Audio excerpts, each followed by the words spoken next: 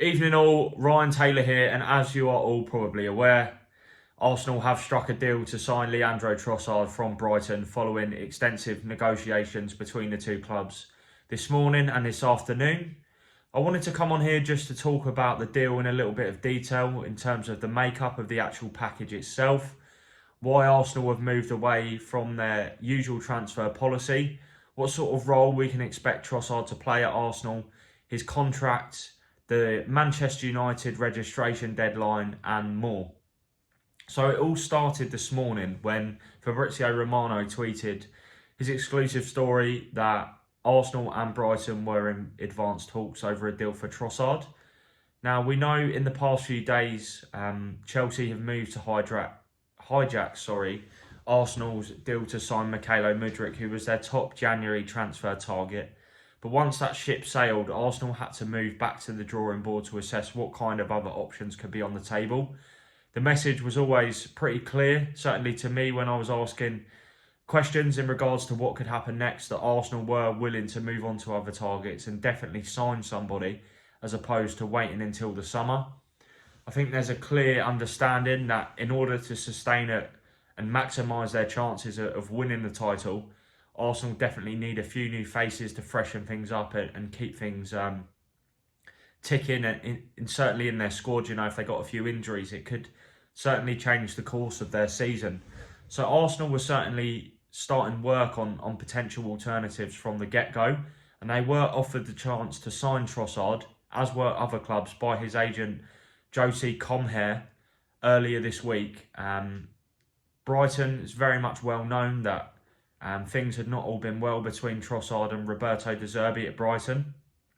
He was dropped from the matchday squad to face Liverpool last weekend after a few small incidents in training. One being De Zerbi claims that Trossard left a training session prior to the FA Cup trip to Middlesbrough without saying anything because he discovered he wasn't going to be in the starting lineup.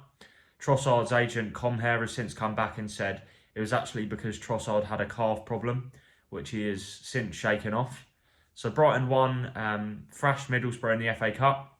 Then they came back, and that was when De Zerbi decided to cast Trossard aside and make him train alone. He then dropped him for the Premier League win over Liverpool. And then I had the exclusive story that Trossard actually left the UK.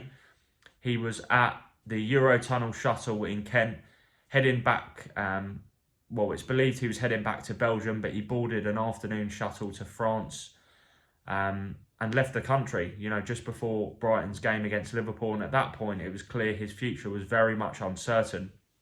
And then I actually went to Brighton-Liverpool on the Saturday, and I asked Roberto De Zerbi whether he was aware that Trossard left the UK, and he said yes, he'd given him his permission. And he also said that he was willing to open the door to Trossard to come back into the Brighton fold and to settle their differences.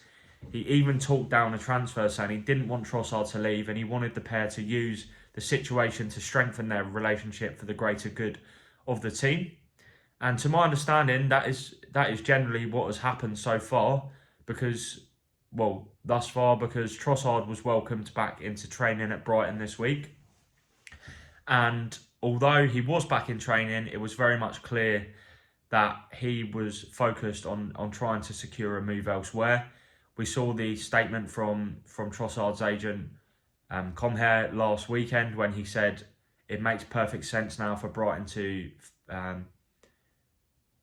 sanction a transfer, and he basically called upon the club to let him go. There'd been no positive breakthrough in regards to contract talks, and Brighton were very keen to tie Trossard down to a new deal.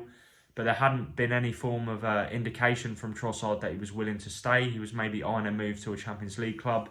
We know Chelsea have been linked since Graham Potter's appointment at Stamford Bridge.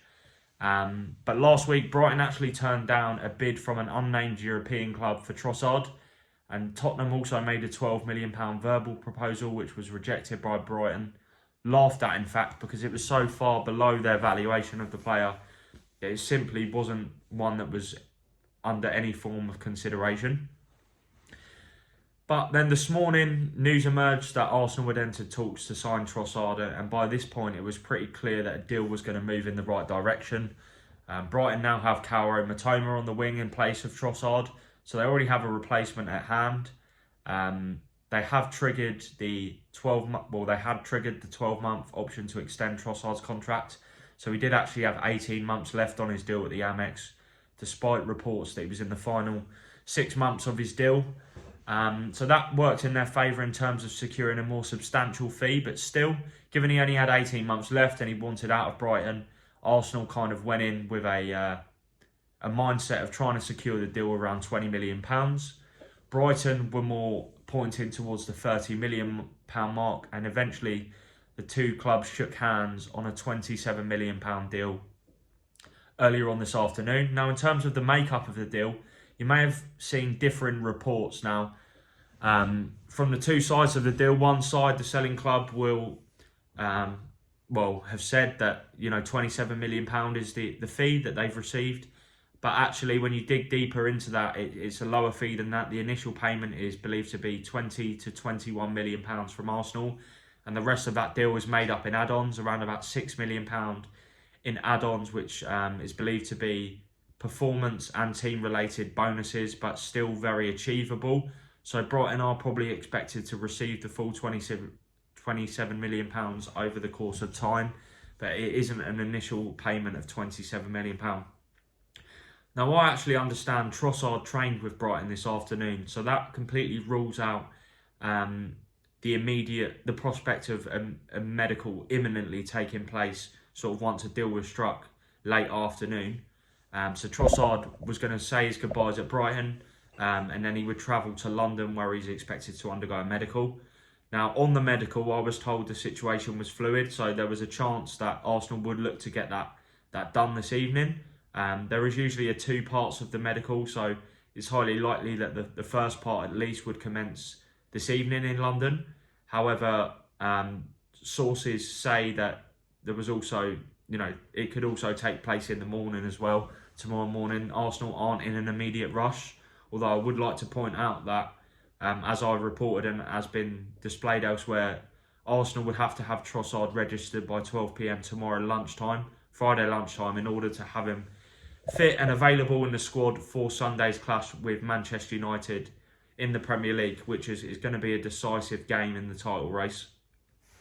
I would say Arsenal, although they would love to have Trossard in the squad for the United game, there is a chance that he probably will miss out on that, although it's not totally ruled out that he could be involved. I think, if Arsenal get the paperwork and the official documents over to the Premier League before the deadline, then he will certainly be expected to feature from the bench. But it is a little bit of a race against time, but at the same time, Arsenal are relaxed. They've agreed the deal now with Brighton. They know they're getting a new winger for their squad, so there isn't really any need to panic. I know fans will be desperate to have Trossard involved against United, but at the same time, it's a process that sometimes cannot be rushed. Certainly a medical and the documents, it's a process that does sometimes take time, as we saw with Wout Weghorst last week. He was expected to be involved against Manchester City in the derby, but United missed the deadline, he wasn't involved, and he then made his debut against Crystal Palace in midweek. It's also a huge game for Trossard to come into. I do sort of see why Mikel Arteta would maybe want to just relax, let him just relax, settle in. He will definitely be at the Emirates on Sunday to watch the game either way if he's not playing, and then have a full week of training ahead of the next fixture when he could look to make his debut. But as I mentioned, there is still a chance he could play against United, which would be interesting because historically Trossard's been a top player against the big sides. I know he scored hatfuls of goals against Liverpool. I think he has 5 or 6, which is the most he has against any club. He's also scored against United, City, even Arsenal at the Emirates. Tottenham he got the winner at last year, so it's very much a player that's ready to step up and make the next step in his career. Certainly a level he can really contribute to. Now, I just wanted to talk about his contract as well.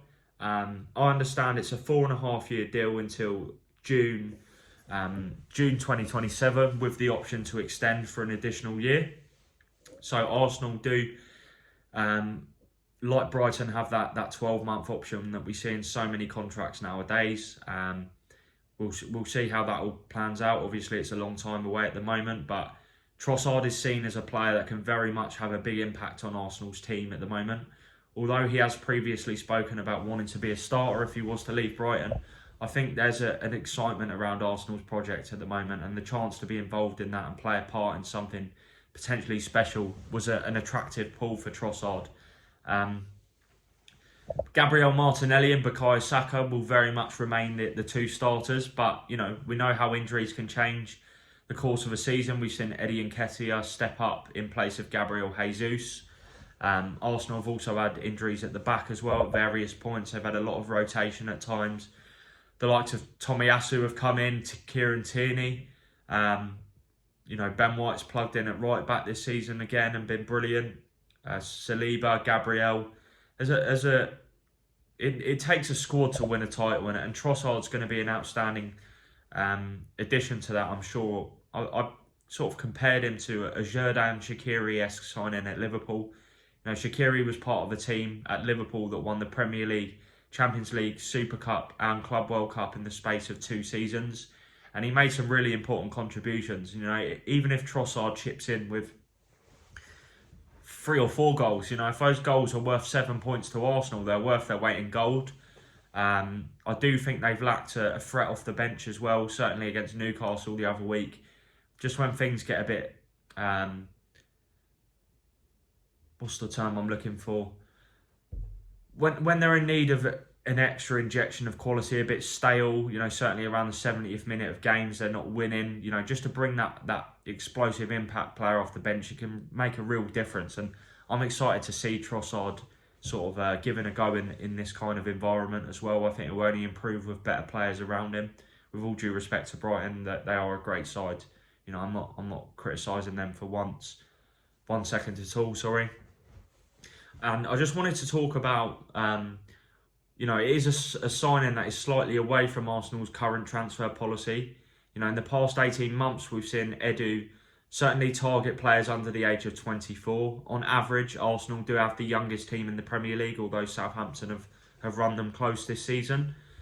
We've seen Aaron Ramsdale come in, Ben White, Martin Odegaard, and the core of Arsenal's team with Saliba, Gabriel, Saka, Martinelli. These are young players, very young players that are only going to get better and grow. And Trossard isn't that really. He's 28 now. He's a Premier League proven player. He's established. So it is slightly away from what Arsenal would look to do usually. Certainly with Mudryk, he's a high potential player. But I think Arsenal were left with no other choice but to go for Trossard really, unless they wanted to potentially leave the window empty-handed.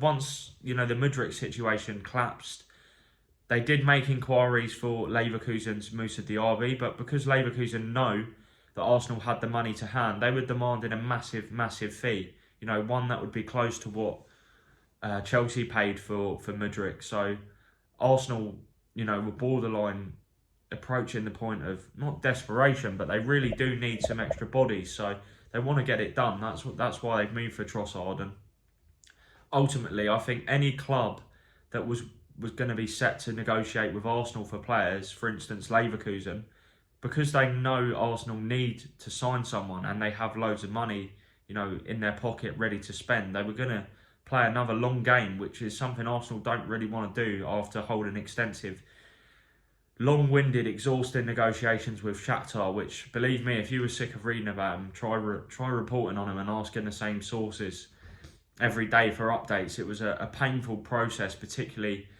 when negotiations were moving at a snail's pace, and that was for one reason why I was kind of happy Chelsea just came in and ended the saga with a massive bid.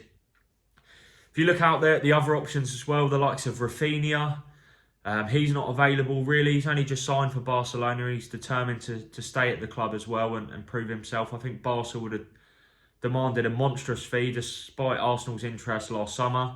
Diaby was a player of interest last summer as well, but like I said, Leverkusen, notoriously tough negotiators. They got 72 million off Chelsea for Kai Havertz.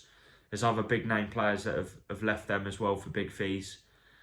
One player I thought Arsenal hypothetically may have a look at was Madueke, maybe get revenge on Chelsea, but they've now agreed a deal with PSV, and outside of maybe Marcus Thuram, Rafael Leao, there wasn't any standout options out there. Mitoma, Kvaratskhelia as well. Like, these players just aren't really attainable besides Marcus Thuram, who I'm quite surprised Arsenal didn't go for, because he does really fit the criteria in the sense he's fairly young, he's versatile, can play centrally, wide, French international with Champions League experience. But in the end, Arsenal decided to go for Trossard, and that deal was very much wrapped up now, besides the medical, which we don't expect there to be any problems with. But I will expect Arsenal to announce the Trossard deal in the coming days. You know, it might not be tomorrow, unfortunately. We might see it rumble on into the weekend, but we will see. We'll soon find out whether he got registered in time, and I'll certainly be looking to get news on that as well.